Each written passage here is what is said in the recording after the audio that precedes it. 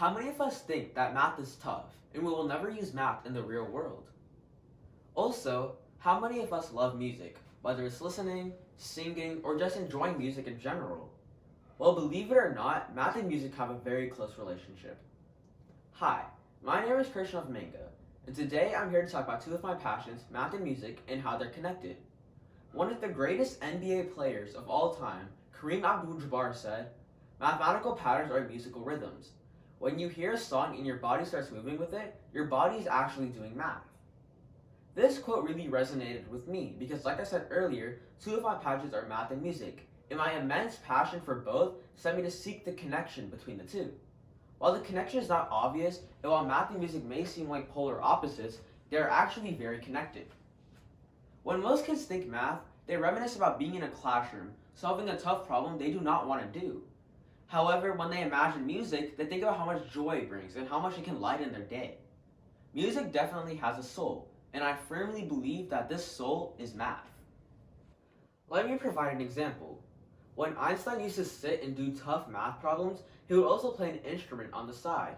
The reason he did this was because he would use the left hemisphere of his brain to focus on the problem and the right hemisphere of his brain to focus on the music. And using both hemispheres at the same time theoretically doubled his brain power. How many of you guys have ever heard about the Mozart Effect, where parents teach their kids to listen to Mozart and classical music growing up so they become smart? Well, recent studies show this has very little to do with Mozart, but very much to do with listening to any type of music. Because like I said, music activates the right side of your brain, so you're using both hemispheres at the same time, which will double your brain power. Let me provide an example of how music has helped me with my math. When I find myself solving a tough problem, I constantly drum with the pencil on the side of the table, and this actually really helps me. Believe me, it works.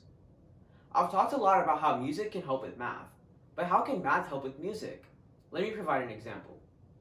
Last year, I participated in a competitive concert for an audition called All West. There were over 100 participants for the percussion section, and only 15 students would be selected for the concert. One of the requirements for the show was to look at a piece of music for 30 seconds and play it to the best of your ability. This obviously seems very hard because you have to calculate the beats per measure, how fast to play the beats, and etc. However, using fractions, I was able to deduce this information, and I did very well, placing in the top 10 out of over 100 competitors. This really proved to me that math and music are in fact interwoven.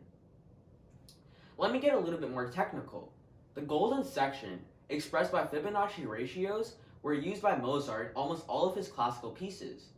Also, the climax of music, in math terms, is around 61.8% throughout the song, also known as the golden ratio. Finally, a scale consists of 8 notes, and the third and fifth note of the scale is based on the entire song's melody.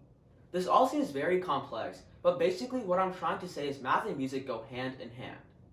So the next time you think of math as being boring, but music as being fun, remember that math is one of the main reasons that makes music so enjoyable. I invite you to look at math as the foundation of music. I invite you to let the musician in you reach out to math. I invite you to connect music to its soul, math. Thank you so much for your time.